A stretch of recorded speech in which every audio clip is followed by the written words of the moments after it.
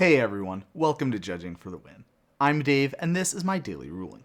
Today, we're going to be talking about the new roll mechanic from Wilds of Eldraine. Ready? Let's get started. So basically, if you've ever used a treasure or a food, you generally already know what rolls are all about. Just like those other tokens, rolls are tokens that don't have their characteristics spelled out in the card that creates them, but in the comprehensive rules. There are 6 different types of rolls in Wilds of Eldraine, plus a 7th that only shows up in the Commander Adjunct set. I won't spend a lot of time talking about exactly what each of the rolls actually does, since that part is pretty straightforward. So like this one gives the enchanted creature +1/+1 and trample. Look, there's even a normal card that does that.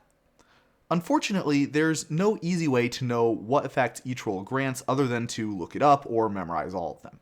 If you don't have the roll tokens from the set, I could see this being a real pain in the butt to try to keep track of, so I definitely recommend saving those roll tokens if you're playing a limited event, even if you don't need them for your own deck. It just might make things a lot clearer on the board state if your opponent is using them.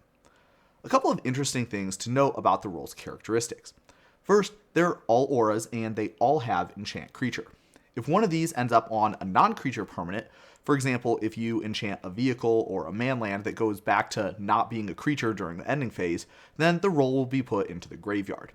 In case you're wondering, for that case described just now, that would happen in the cleanup step, and any triggered abilities that might have triggered from the roll going to the graveyard, like for instance the one on the Wicked roll, will go onto the stack during the cleanup step too.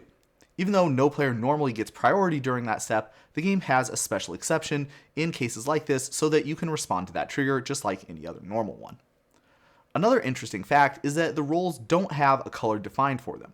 This means that they're colorless, even though the card that created them probably was not. They also don't have a mana cost, which means that their mana value is 0 by definition. Therefore, an engineered explosives for 0 would destroy all rolls. The other important thing to note is that rolls have a special rule that says you can't control more than one roll attached to the same creature. If you create a second roll attached to a creature that already has one of your rolls on it, then the old one will be put into the graveyard and only the new one will remain. If you somehow create 2 rolls at the same time attached to the same permanent, you would choose one of them to stay. I made a whole video where I explored that interaction in detail, and I encourage you to go check it out if you're interested in some more background on that. Note that each player can control 1 roll attached to any given creature. So if Amy has a Wicked roll on her Grizzly Bears and Nick later puts a Cursed roll on it, that's a-okay. In case you're wondering, the +1/+1 that most of the rolls grant acts on the base power and toughness of the creature.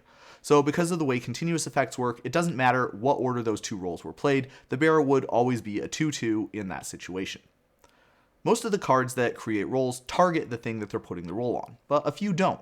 This is important because abilities like Hexproof stop a creature from being targeted, but not from being enchanted. So if you played this Asinine Antics, your opponent's Sacred Wolf would still be getting cursed. Protection is a little bit more interesting. Asinine Antics itself does not do anything that protection cares about, so a Guma would still get cursed too. On the other hand, a cursed roll might not be blue, but it certainly still is a thing, so Progenitus would not get one. It turns out that if you would create an aura token attached to a creature, but it's not legal for the aura to be attached to that creature, you don't create the aura and then have it fall off. Rather, the aura token just is not created at all. I made another video about this rule earlier this week, and I'll again refer viewers to that video if you'd like some more background on how that works. But that's all I have for you today.